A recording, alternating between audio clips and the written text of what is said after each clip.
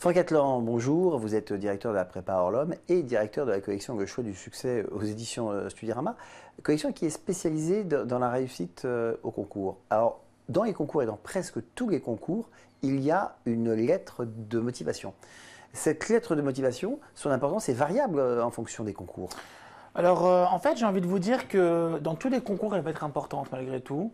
Mais dans tous les concours, elle est présente. C'est-à-dire qu'il y a un moment donné où nous avons pris le soin dans la Bible des entretiens de motivation au concours des écoles de commerce de bien notifier quelles étaient les formations qui exigeaient en fait une lettre de motivation, car toutes ne le demandent pas. Hein. Donc, celles qui vont demander, enfin les écoles qui vont demander une lettre de motivation sont principalement les suivantes. Hein. Donc, on va avoir l'ESSEC en concours AST2, donc pour les Master 1, Master 2 qui présentent le concours de l'ESSEC.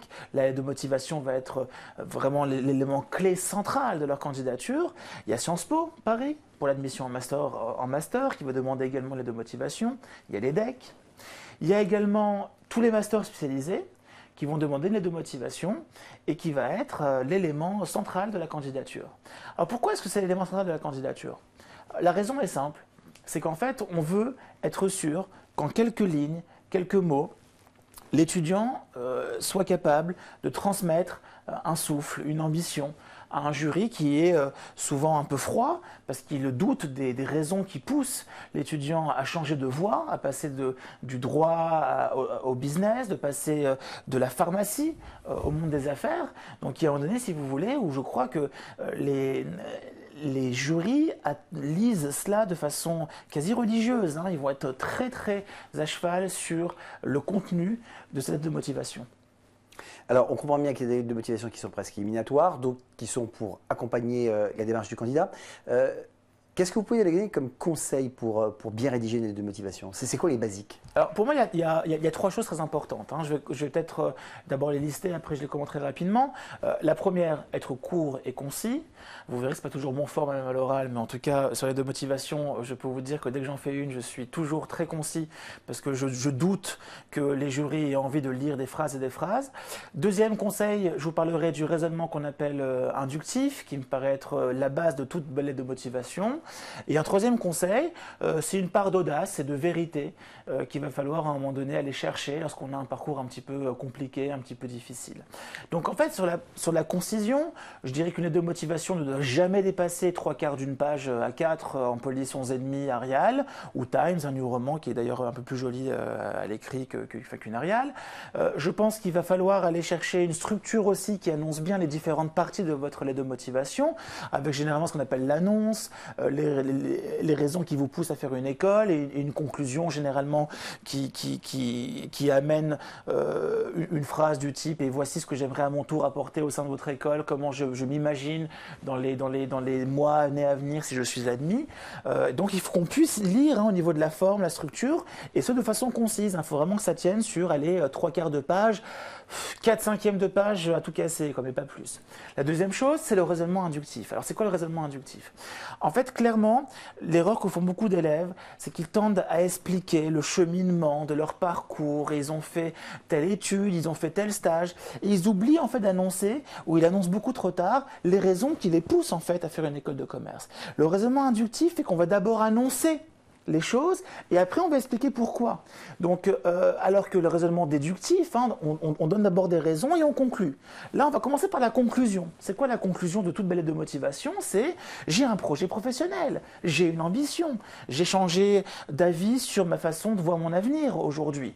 Et c'est pour cela après qu'on va expliquer pourquoi est-ce que l'école de commerce répond à cette conclusion, à ce besoin. Donc toujours prendre le soin de démarrer les lettres de motivation par j'ai l'honneur de présenter ma candidature à votre école.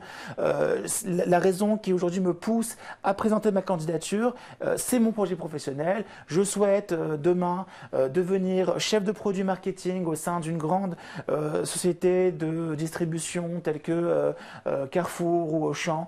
Et c'est donc pour cela que je postule à votre votre programme. Donc toujours démarrer par ce qu'on pense être la conclusion pour ensuite aller chercher les arguments qui vont expliquer cela. Donc après, naturellement, je ne vais pas vous faire tout le déroulé, mais ensuite on va avoir les raisons qui vous poussent à choisir telle école avec tel programme qui viendra servir votre intérêt, que vous avez énoncé plus haut, qui est de devenir chef de produit marketing. Et on va terminer généralement par une partie qui touche à soi, ses qualités, ses défauts, ce qui peut également aller chercher au niveau des associations. Et je parle des défauts effectivement exprès, parce que je crois que dans les lettres de motivation, il faut aussi mettre le doigt sur les choses qu'on doit améliorer, qu'on peut améliorer. Donc on ne dira pas ces défauts tout de go, on expliquera plutôt ce qu'on doit améliorer au niveau de cette personnalité, au niveau de ses compétences, de sorte que l'école soit investie d'une mission. C'est-à-dire qu'en fait, il faut qu'on lise une lettre de motivation en se disant « Ah oui, cet étudiant, si je le prends, je vais l'aider là-dedans, je vais l'aider à faire ci, je vais l'aider à devenir ça. » Il ne faut pas une lettre de motivation qui soit insipide, qui soit beaucoup trop… C'est ce que j'allais vous dire, il faut aussi une part d'originalité dans les lettres de motivation. Il ne faut pas qu'elle soit trop formatée. Et c'est mon troisième point. C'est justement… l'audace dont vous parlez. Alors l'audace, ça peut être déjà une forme de vérité dans le discours. Un étudiant qui sait avoir des notes faibles, des notes moyennes, alors que certains concours vont attendre des notes plutôt autour de 12, 13, 14 à la fac, quand l'étudiant va avoir 10, des rattrapages, 11. Là, il va falloir attaquer tout de suite le problème. Ne surtout pas espérer que le jury ferme les yeux là-dessus.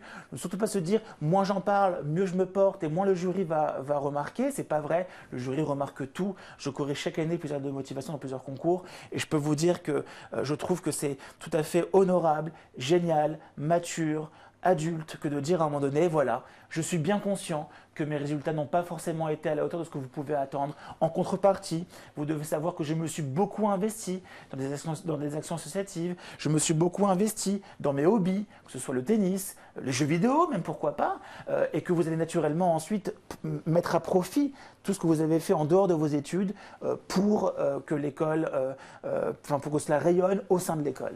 Donc je crois que cette porte de vérité et d'audace passe par une certaine franchise, une certaine vérité, parce que sincèrement, c'est pas le lieu de la prise de risque avec des entrées en matière un petit peu originales, avec une citation ou avec un bout de discours. Non, il faut être très classique tout en étant audacieux dans sa façon de dire les choses s'il y a le moindre souci. Franck Atlan, merci pour ces conseils. Je vous en prie.